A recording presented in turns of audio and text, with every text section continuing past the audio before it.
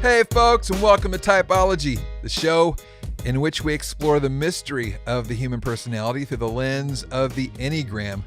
My name is Anthony Skinner, producer of the show. We're really happy to have you join us today. We always love serving up great shows with great guests, and today is just that. The guest today, he is an entrepreneur, actor, musician, singer, songwriter, music executive, and I'm talking about the hip-hop artist Lecrae. He is quite the talent with Grammys and Dove Awards to his name. Actually, he won a Grammy with a couple buddies of mine out of LA, Ricky and Rand Jackson. They have a band called The Daylights. Be sure and check those guys out if you haven't already. But today's interview is a really good one. We get really honest about Lecrae's life, where he came from, what influenced his Threeness, a real identity crisis that he hit at the height of his fame, therapy and what it's done for him. We cover a lot of ground, and we get into his book as well. I'll let Ian roll that out. But I'm so grateful that we have Lecrae on the show. He is a gift to us all and a gift to the artist community. Grateful for him and grateful to have him here. So that's it for me, Anthony Skinner. Without any further ado, let's get to the man of the hour, Ian Cron.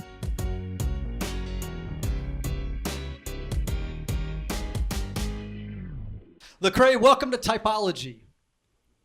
I'm glad to be here. Yeah, man. Enneagram 3. Yes. The performer, the achiever, the person whose attention is riveted on being a success, appearing successful, and avoiding failure at all costs. Got me. Well, good. We won't have to search around for your type and make sure that it's true, right? Yeah. I thought I was a 7 early on, though. I did think I was a 7, but once I took it like 3 or 4 times, I was like, I'm a 3. Yeah. And the description sounded like you. Yeah. Oh, yeah. Oh, yeah. Healthy 3 and unhealthy 3. It's all me. All right. Wow. All right. Well, you have a book came out in October. Yep. And the title of the book is I Am Restored, How I Lost My Religion, But Found My Faith. And I was telling you before we got started, as a person who does 3 or 4 of these a week, right, I don't have an opportunity to read every book that a guest has recently put out, right? Mm-hmm. Just time does not make it possible. However, last night and this morning, I downloaded the Kindle version of your memoir, this book, right? I Am Restored, How I Lost My Religion But Found My Faith. And I read it from cover to cover. I didn't even skim, Lecrae. Wow. That's big. All right. Okay, so I want you to tell all future interviewers that the bar is high now. It's done. I'll make sure they know. No skimmers allowed. That's right. And though that means that I have some questions that I hope are a little deeper than the ones that let's do it. Let's have at it. All right. For the people listening, can you, in a brief way, give us the arc of your story as it's told in the book? Yeah. And if possible, highlight pieces of it to you that sound like the adventure of a 3, right? The life adventure of a 3. Oh yeah. Well, I would say, ultimately it starts with, neglect, abandonment. My dad wasn't around. My mom worked a lot. I experienced abuse, molestation, lots of historical childhood trauma that made me crave acceptance, crave a sense of meaning and purpose and value. Started to find that I was highly gifted in the arts. And so when I would perform, all throughout school, I would be, applauded. And of course, I was loving that. I was loving that attention and affection. There were other avenues that I felt like, hey, maybe I could receive attention and affection here, just running the streets with my friends or getting in trouble and doing things along those lines. But nothing was giving me that sense of like, I can do something, I could be successful like the arts were. And so pursued it heavily. And, had a spiritual transformation and started incorporating some of those transformative things into my music, and was applauded by people who, you know, appreciated that. But what I didn't understand was that, you know, that even in a spiritual realm, it could be very tribal. And, you know, in a religious world, there's a lot of tribal stuff going on. And I didn't realize that people were just as messed up there as everywhere else. And so, you know, got burned and felt like, man, I don't like this, you know, the ridicule. And then, you know, I just kept pursuing music, and stuff kept getting bigger and growing. And I said, oh, well, I'm gonna just keep pushing and find a new tribe. And then maybe there'll be a different tribe over here that will show me that I'm valuable and I'm loved. And eventually it led to a sense of just feeling like I was, I don't know, living for everyone else's approval, living to be identified as successful in those spaces and places. And my boat ran out of gas, man. And so I had to start filling that tank up with other things, filling it up with coping mechanisms, alcohol, drugs, you know, you name it. It's kind of like, let's find some sense of you know, coping. And that's the downfall, the spiral. I guess if we got to how it culminated was, I realized that I wasn't, you know, success is not what I do compared to other people. It's success is what I do compared to what I was made to do. And I found confidence and hope in that reality, and started living from that space. And it's been great. It's been a journey of restoration. You know, you have you've actually made a really good point about threes, and that is that people tend to think of them as they all want to make money, be successful, investment bankers, movie stars, you know what I mean? But what they don't understand is it's purely contextual. So in other words, if you're going to be a drug dealer and you just want to be the best, most successful drug dealer there is, right? You know, if you want to be, you know, if you're a kid growing up in the mafia, right? You just want to be a Don. You don't, you know, right? So it's not like they all want to be investment bankers. That's what I think the stereotype is. So you had opportunity to do it, to be a three on the streets. You were fortunate enough to take a right turn instead of a left turn, ended up doing that in the arts. But it's really important for people to understand that it's all contextual. It's all contextual, how that three plays out. That's so you have a quote in the book, and I'll read it to you. Think about it like this. Have you ever wanted someone to like you? Your desire to make them like you will lead you to perform for them. You put on a front when that person is around, and you say the right things in every conversation, all with the hope of being liked. Part of this is trying to win their affection, but another part is fearing that they will eventually see the real you and reject what they see. And I'm going to read down just a little bit more. This proving creates a dangerous groove of falling into the trap of proving yourself. At some point, you will be proven wrong. That's what scared me to my core. What if I'm wrong? What will people say or think? And then you went on to talk about your addiction to drugs and alcohol, which we'll pick up in a moment. But that is about as three a passage as I've ever read in a book. I'm a three, baby. What can I say? You nailed it. But this whole idea of adopting masks in a persona, and it's like a three can walk into a room, man, and you just read it and you knew, okay, who do I have to become to make this religious tribe like me, or this group of celebrities like me, or, you know, I just think through the book of all the different groups that you penetrated and found a home in briefly, and in every one, it sounds like you adopted a new persona and then had no idea who you were really. Man, I read a while back about Johnny Depp, and it said that he had been so many different characters over the course of his career that he did not know who he was anymore. And I resonated with that so deeply because I have navigated so many different spaces and places that I feel like it's only within the last 3 years that I've really been able to piece together, wait, who is Lecrae? Like, not who is Lecrae to you all, but who is he? You know what I mean? And that has been a journey in and of itself. Mm-hmm. Yeah. So it's interesting, by the way, Johnny Depp is a 4. I'm a 4. Hey. Anthony's a 4. So, Edward Scissorhands, that's me. But you in the book, you talk about trauma. And now as a therapist, that sends a flag up my pole, right? I immediately, that is a shared experience for me with you. Yeah. But I want to hear how you would define trauma. Yeah.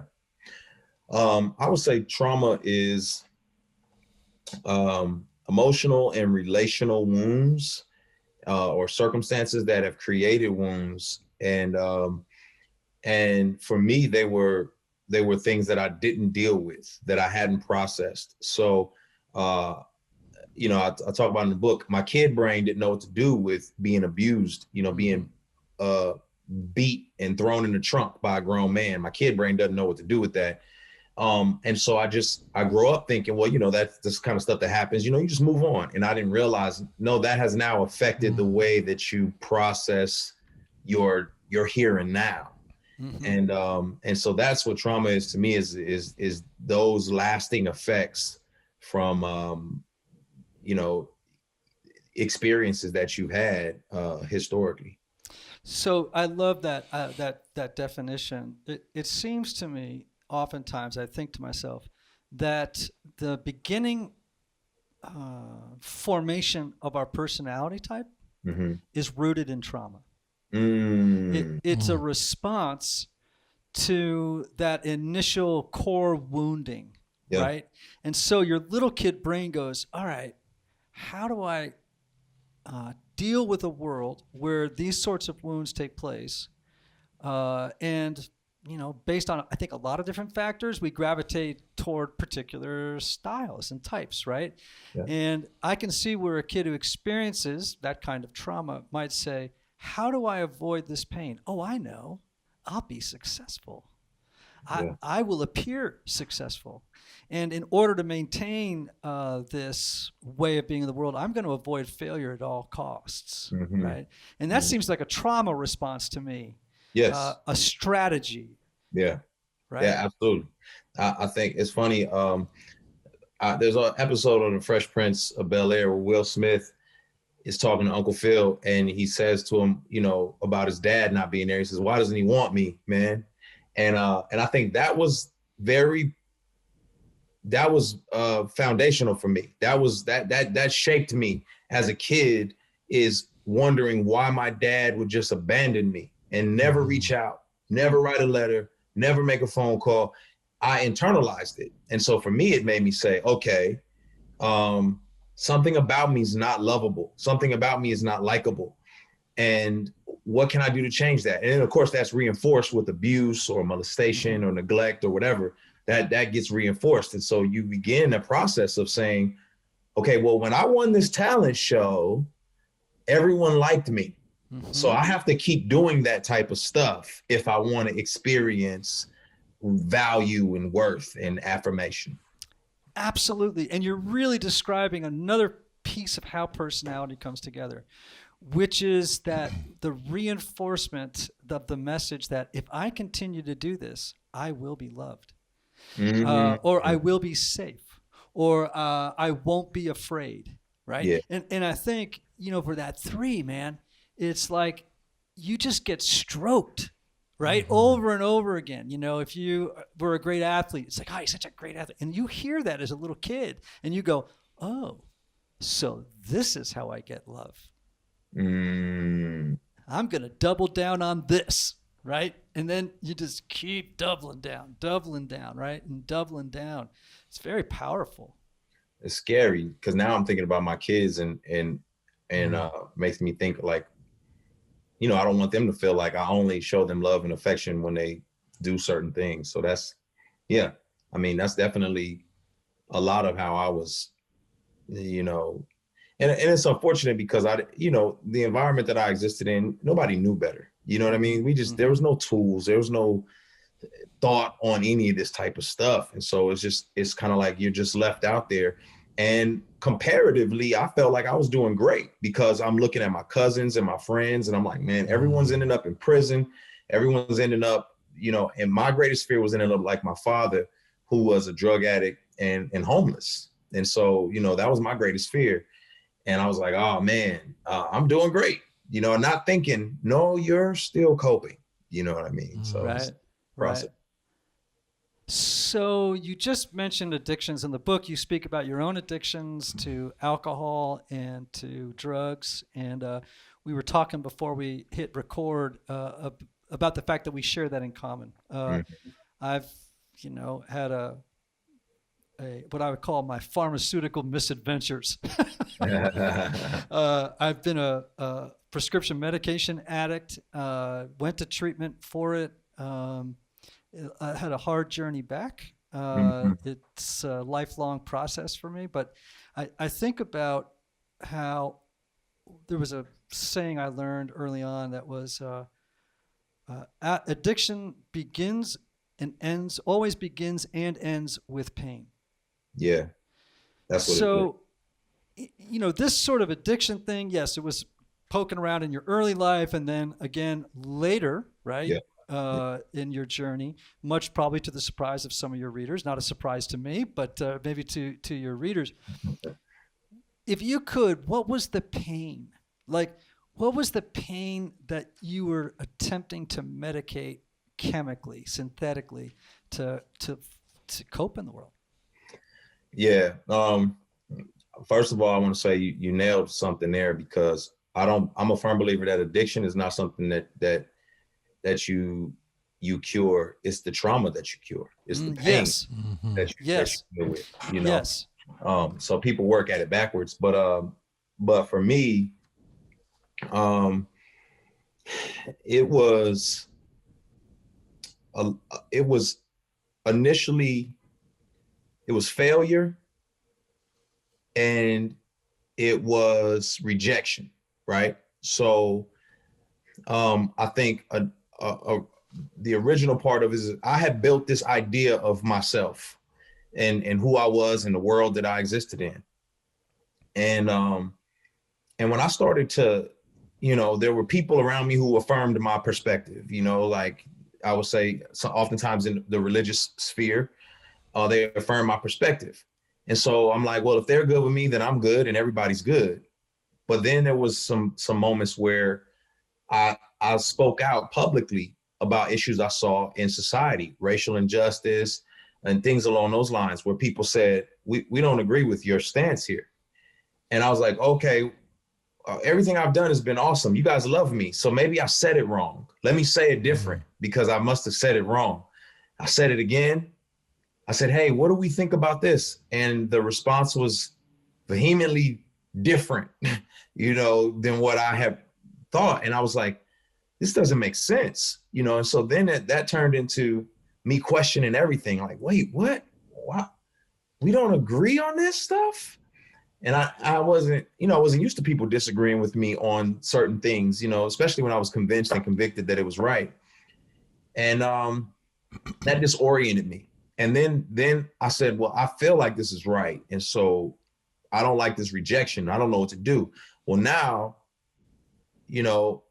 it becomes more of a political issue and there's sides. And one side is saying you're wrong if you do this. So I said, oh, no, that's not what I meant. And then the other side says, well, now you're wrong on my side. Now I'm in this spiral of rejection from all angles and all sides. And I'm like, yo, I don't like any of this. I'm a 3. I need to win. I can't be rejected. What is going on here? Yeah. So anyway, long story short, I'm disoriented. I don't know what I believe anymore. I don't know what's up and what's down. And it made me bitter and frustrated and sad. And I lost sight of just kind of like what was up, what was down. And that messed with my moral compass because I was like, well, this doesn't, I don't know what matters, what makes sense morally. And if there was no rules now, there was no guardrails, if I don't know what side I'm supposed to be on, then I said, forget it all. you know, and I just threw my hands to the wind because I felt alone and rejected. And then this is the last piece was, for me, it's like the cycle of shame, right? So it's like, all right, well, I don't like what these people have said, and I'm going to say something back that I probably shouldn't say out of anger. And then I'm like, oh man, I feel bad that I said that. And then I get rejected, or somebody says something crazy to me. And then I'm like, oh man, I feel terrible. And then I'm like, well, I shouldn't. And it goes in this cycle of like lashing out, embarrassed about your lash out, and then, you know, hiding yourself because you're afraid that if you say the authentic thing again, that you'll be shamed. And it just turned into a cycle. And I said, man, I'm tired of it. And that's when the drinking got heavier. And that was the beginning. Yeah. In the book, you mentioned this moment where in a flash, you lost 30,000 Instagram followers. Yeah. Right. That's a nightmare for a 3. Okay, good. I'm glad you felt that way. Yes.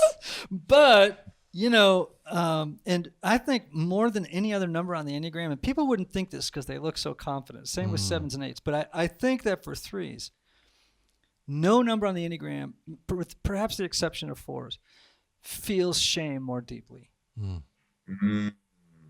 Right?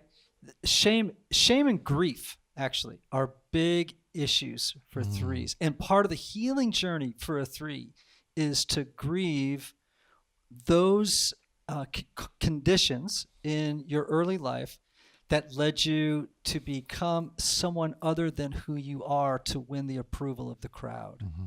Right? Wow. What's grief been like for you in your journey of healing and restoration?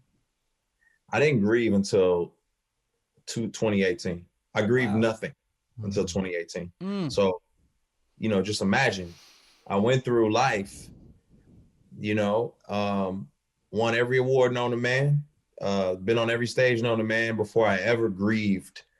And so grief that's been a process, you know. I spent probably all of 2018 and 19 grieving, which made 2020 not as terrible for me. You know, as terrible as it was, but I grieved a lot. I grieved what had happened to me as a child. I finally felt permission to be angry and upset and sad about some of the things that had happened to me as a child.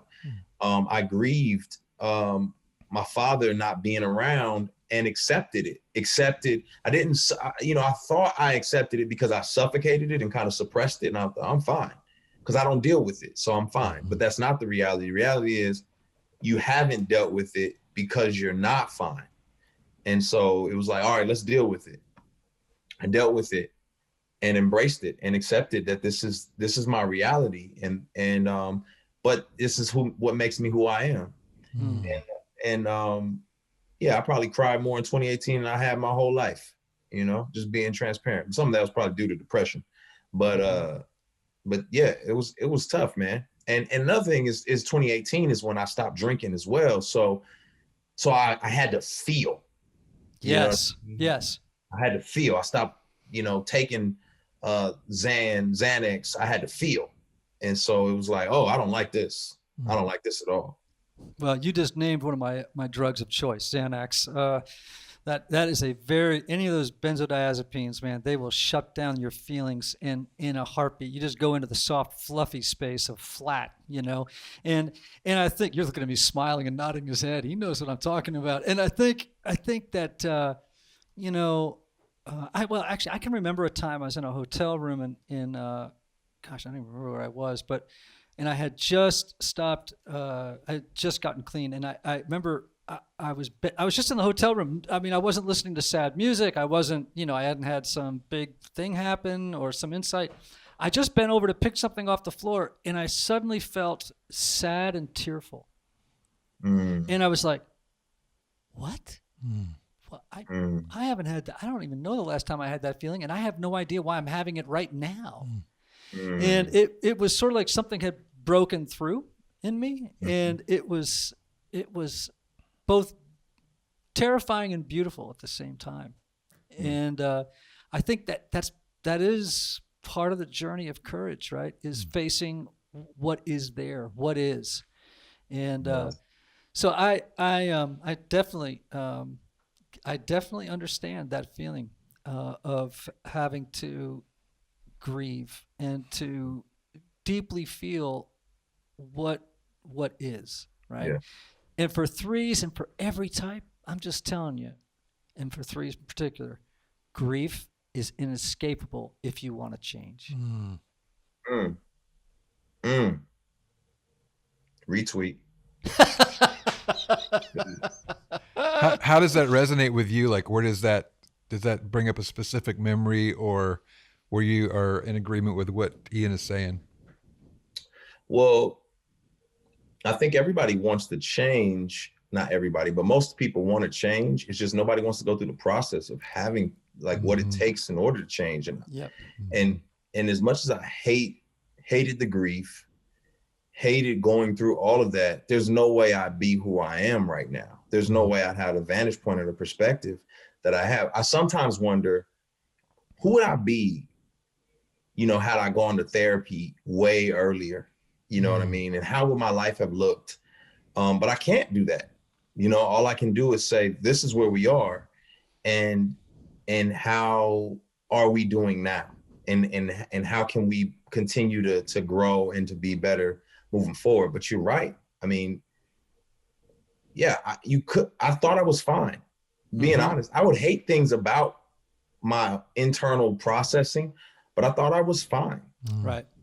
So you just reminded me of a quote by actually one of my favorite writers, Maya Angelou, and she says this. She says, "Forgive yourself for not knowing what you didn't know before you learned it." That's good.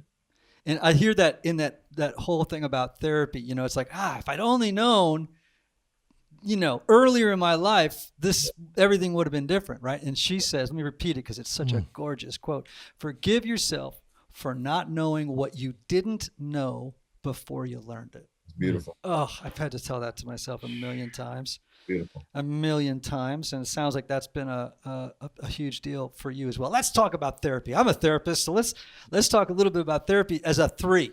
Okay, because I've had 3 clients before, and every type, I probably had every single type in therapy at some point or another. And 3s, I can tell you, there are specific challenges to each type, and there's one for 3s, and I'm just curious. I want to probe a little bit. Tell me about your journey in therapy as a 3. Well, let's see. I experienced like a clinical depression at first. Didn't know what it was, had never experienced it, was just like, all right, we'll fight our way out of this. We've done it before. We'll get through it. Then it turned into like some acute anxiety. And I was like, all right, this isn't going to just go away. I need to get some help here. And I remember going to visit a woman and sitting there, and I was like, I don't know what she'll think of me. I don't know what she's going to, what is her perspective of me going to be if I tell her what's really going on here? And so obviously that relationship didn't get far because it was, I was waiting for some clues or some inklings that it was like, yes, can I go there? I don't know if I can go there. And I didn't get them. So that relationship dissolved. And then I tried another one. And I didn't feel like, I was like, no, I don't feel it. I don't feel the love. I don't feel like I can go here. And another one. And I was like, same thing. I don't feel it. I don't know if this isn't it. And everyone, it kind of kept feeling transactional. And I'm sure they were probably just trying to warm up and get to know who I was. But I was like, I don't like it. And it wasn't until my wife had gone through therapy and she had just a phenomenal experience. And she's like, I love her. She's the best. And I was like, all right, she loves you and you love her. I'm going. And I went, and it was just a different level of like, all right, let's see what can happen. And in the first session, she just had mentioned to me like how hearing my story was painful for her. And that was what I needed. That was what I needed to hear before I could continue. Like, all right, well, if you thought that was something, let me tell you what's really going on. And from there, it just took off. It's so funny you say it, because I tell a story about a therapist I had years ago who, as I told my story, cried. And I just saw him puddle up in his, and he was crying the tears that I still didn't have the courage to cry. Mm-hmm. And I was like, oh my gosh, he's crying on my behalf. Mm-hmm. And of course, that opened up the possibility for Yes. me. And I think we can do that for friends. I don't think you have to go see a therapist for that, right? Yeah. We can do that for each other. And you also beautifully articulated what often happens for threes in therapy. And when I get them, I've just learned, I don't have a practice now, but when I'm around one and we're talking about issues in their life, the first instinct they have is to look in the therapist's eyes and think to themselves, what do I have? What mask must I wear in order to win their approval? Like, what do I have to say, and how do I have to appear? And, in order to answer the question, do you love me yet? Yep. Right. And what happens is, like you said, what's she thinking of me? Like, that is three behavior. It's like looking in the eyes to think, okay, what do you think of me right now? Do you like me yet? Am I winning you over? Am I saying those things that are going to make you feel good as a therapist? Right? Instead of the truth. Right? And so usually when a three starts doing that for me, I just stare at them. I don't smile. I don't take the hook. You know what I mean? Like, I'm like, okay, when you're done with the dance, then we can get down to work, and they squirm, man. When you don't bite the hook and say, yeah, you are awesome. Lecrae, I love having you in my office because you're awesome. And because you're just telling me what I want to hear as the therapist to win my approval. Right. Yeah. And I don't want to hear that, man. Like, I want to hear about the grief. I want to see what's behind that mask. I don't want to buy your game. Wow. That's when you said that, it made me think of, the persona and the masks of the three. Has the Enneagram helped you identify those masks? And do you know when you're wearing one or when you have one on? Yeah, I think, what I always try to remember is that I'm healthiest when I want other people to win. And I'm healthiest when I'm okay with being my honest self, regardless of the consequences. Then I'm in a healthier space. When I'm selfless and want other people to win, I'm a healthy three. When I'm selfish and only trying to protect my image and what people think of me, then I'm an unhealthy version of myself. So, mic drop, boom. Yeah. You were just describing where the three goes in health, right? Which is to the high side of 6. And you start to be more concerned about helping others succeed rather than being focused on being a success. You become more concerned about the team winning. Yeah. Just being one of the, like another, as we say in the rooms, another bozo on the bus. Yeah. You know what I'm saying? And at that point, what you start to do is you stop being a lone wolf in search of success, and you start to be somebody that's concerned about everybody winning. Right. So I'm really encouraged to hear that. I know we got to wrap up, but I want to just read one more thing and have you comment on it. Is that cool? Yeah. Okay. Because I loved this. All right. You wrote this. Ultimately, my desire for change made me desperate to try anything, even my last resort, transparency. The first step toward restoration was embracing true authenticity. Okay. Begin. Well, that's just where that's where shame does not have authority in my life anymore. Is when I'm transparent. It's like if you ever seen the movie 8 Mile where Eminem just says, I'm going to just rap about myself, all the stuff that I know you're already going to say, then you have no power over me. You can't shame me. You can't reject me because I've already put it out there. And that puts the power back in my hands. You know what I mean? It puts the power back in my hands so that I'm not believing the lies that are coming at me a million miles an hour about my worth, my value, my purpose. I'm coming from a space of truth and dignity and vulnerability, and it's giving me power. The ability to say, hey, listen, I know what I did. I know where I came from. And you know what? That doesn't define me. And I'm still valuable. I still have worth, purpose. And so to me, it's almost like it's accountability. It's like what you would call clenching the nail. Sometimes you hammer a nail through a piece of wood and you can always pull it out, right? If you get nervous, oh, I'm pulling that out. But when I clench the nail, when I turn that piece of wood over and hammer that nail down, now I've clenched it. Now there's no going back. So when I tell the truth about myself, I'm clenching a nail. There's no turning back now. I got to be my authentic self now. There's no hiding. And that's why I think it's helpful for me. And that is, in closing, the journey of the three. We know that the passion of the three is deceit, the mask wearing, the refusal to, the fear of being the authentic self. And then the journey is toward the virtue of the three, which is authentic selfhood. Wow. Which is what you're describing so beautifully. And I also love what you said. It doesn't define me. I think about my hero Carl Jung's great quote. Where he says, "I am not what happened to me, but who I choose to become." And I hope that I don't think most people get that in life. That they do tend to define themselves by what happened to them versus the person they choose to become. And I celebrate the person that you've become. And the fact that you were on Typology today, Anthony. Woo-woo. That was one of the best 3 conversations we've ever had. That was strong. I love it. I'm grateful for you. And so I appreciate We're grateful for you. I hope we get a chance to meet in person one day. If not, every good thing to you. And on that journey of a 3 toward integration and authentic selfhood. Thank y'all. All right. Take care. All right. Much Thanks. love.